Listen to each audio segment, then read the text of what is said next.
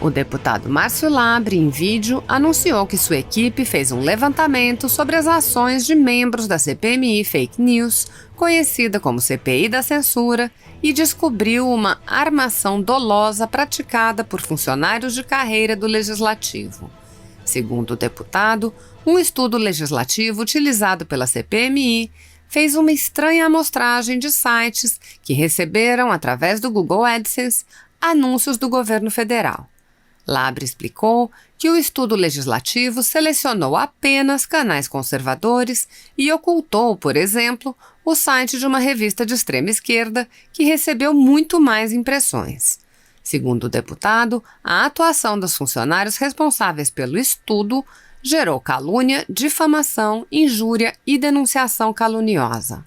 Labre afirmou: o presidente dessa CPMI e a relatora dessa CPMI vão ter que prestar esclarecimentos. E acrescentou: nós vamos até as últimas consequências. Assista. Olá, meus amigos, aqui é o deputado federal Márcio Labre. Hoje é dia 4 de agosto de 2020, terça-feira. Eu estou falando aqui direto de Brasília. Uma das razões de eu estar aqui hoje é para dar entrada num requerimento muito importante. É um assunto muito sério, é um assunto que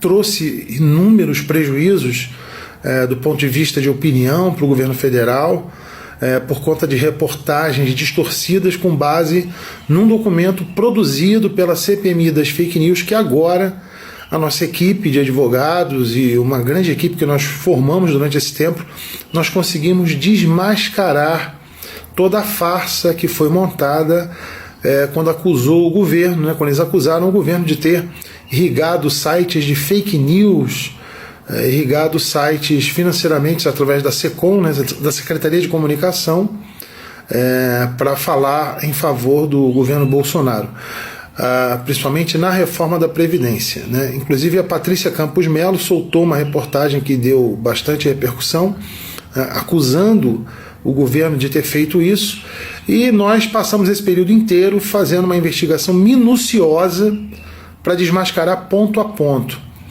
Primeira questão que está sendo inquirida aqui junto à CPMI é o senhor Ângelo Coronel e a senhora Lídice da Mata. Eles vão ter que se explicar nesse requerimento quem solicitou esse estudo legislativo que deu origem, que foi usado como base para inúmeras reportagens que difamaram e caluniaram o governo federal.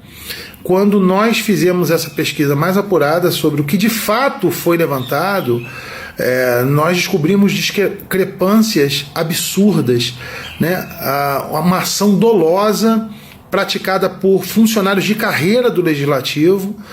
Nós temos crimes aí de denunciação caluniosa, e tudo isso vai ter que ser muito bem explicado pelo senhor Ângelo Coronel e pela senhora Lídice da Mata.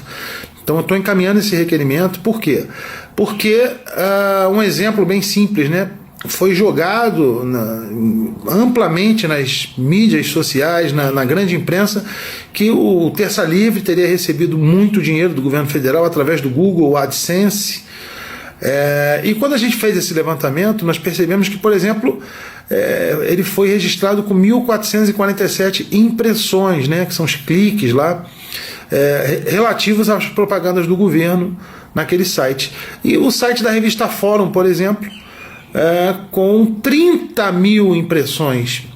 E esse relatório que foi dado à CPMI das Fake News, ao senhor Ângelo Coronel e à senhora Lídice da Mata, usado como base para acusar os sites e blogs conservadores de fake news, esse relatório ocultou, por exemplo, a revista Fórum ter recebido 30 mil e poucas impressões, ou seja, muito mais do que o Terça Livre. Interessante também observar que foram 65 mil canais atendidos pela difusão do Google AdSense, e eles selecionaram apenas 843 canais, justamente os canais conservadores. Então esse relatório, feito por 2 funcionários de carreira, que foi usado como base na CPMI das Fake News, isso está sendo requerido por nós agora. Todos os esclarecimentos, quais os critérios que eles utilizaram, porque isso gerou calúnia, difamação, injúria, denunciação caluniosa, e agora nós vamos reverter isso, nós vamos correr atrás. O presidente dessa CPMI e a relatora dessa CPMI vão ter que se esclarecer, vão ter que prestar esclarecimentos à sociedade, ao parlamento, a esta casa, sobre isso que aconteceu. E nós vamos até as últimas consequências. O senhor está ouvindo, senhor Ângelo Coronel? O senhor está ouvindo isso? E a senhora, dona Lídia, a senhora vai ter que se explicar. Eu, como membro da CPMI, assim que reabrir os trabalhos, eu estarei lá cobrando isso dos senhores. Então já estou protocolando agora esse requerimento e exijo, como parlamentar, que vocês se expliquem com que base os senhores fizeram o que fizeram. Porque nós vamos colocar a verdade à tona. E não vai sobrar pedra sobre pedra. Quem tiver por trás de uma crocodilagem dessa envergadura vai ser hostilizado e vai ser devidamente desmascarado. Podem esperar. É isso aí, pessoal. Grande abraço a todos e pode continuar me acompanhando nas redes aí. Deputado Federal Márcio Labre. Então, eu estou acompanhando os debates que estão acontecendo lá em Brasília também, porque agora está tendo uma espécie de uma... Como teve muita resistência ao projeto do senador Alessandro Vieira, eles montaram na Câmara uma espécie de uma mesa redonda, segundas, quartas e sextas eles fazem um debate. E muitos dos debatedores estão fazendo meio que uma comparação, né, entre as redes sociais, as informações que circulam nas redes sociais e as informações que circulam na imprensa tradicional, vamos dizer assim, jornais, rádios, revistas.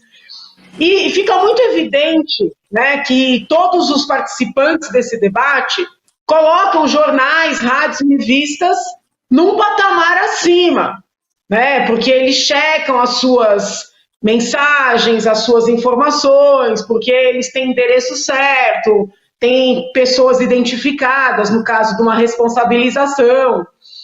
Eu, às vezes, acho, com todo respeito, né, sem desmerecer toda a importância do tema, que existe também um ressentimento da imprensa tradicional com o dinheiro que está perdendo. Porque, com todo respeito, a imprensa tradicional também é financiada. Ela também é financiada pelos produtos que anuncia e ela é financiada especialmente por dinheiro público.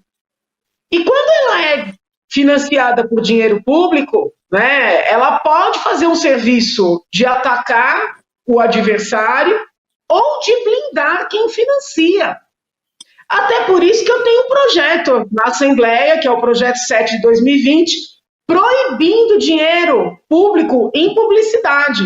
Né? Uma coisa é uma peça informativa. Olha, fique em casa, use máscara, use álcool gel. Outra coisa é propaganda de obra na hora do Jornal Nacional. Então, assim, querer me convencer, né, de que as plataformas ganham, ou o youtuber monetiza, ou pede lá um depósito na sua conta, não importa se é a direita ou a esquerda, e que isso é ruim porque alguém financia, e que a imprensa tradicional é pura, né, eu realmente não me convenço disso. Né, eu não me convenço disso. Acho que a imprensa age muito com esse interesse no dinheiro, sobretudo o dinheiro público. Temos exemplos inúmeros, né? A própria visita que os colegas, os deputados fizeram ao hospital de campanha, todos os jornais, todos os veículos tradicionais noticiaram como uma invasão, sendo que não teve invasão nenhuma. Né? Desculpa, por que isso? Se não para agradar quem tem o poder do dinheiro, né? Então, assim, eu entendo a boa vontade, eu entendo os perigos, as preocupações, mas eu também acho que nós estamos vivenciando uma guerra entre a imprensa tradicional e uma imprensa não tradicional, e eu tenho medo que a liberdade, ainda que sejam aí esses investidores todos que a Madalena levantou bem, eu não estou entrando nesse mérito, mas eu tenho medo que a liberdade venha a perder, sim, no final da linha, né?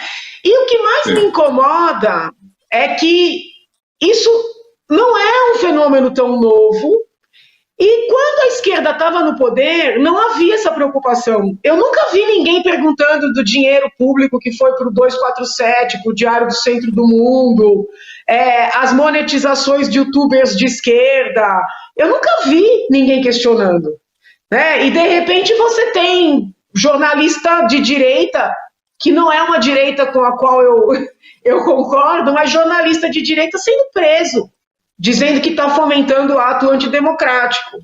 Então, assim, no fim, eu não consigo, por enquanto, deixar de enxergar algo ideológico e também comercial nesse movimento de guerra, vamos dizer assim, ao que se convencionou chamar de fake news, sabe? Eu não consigo deixar de ver.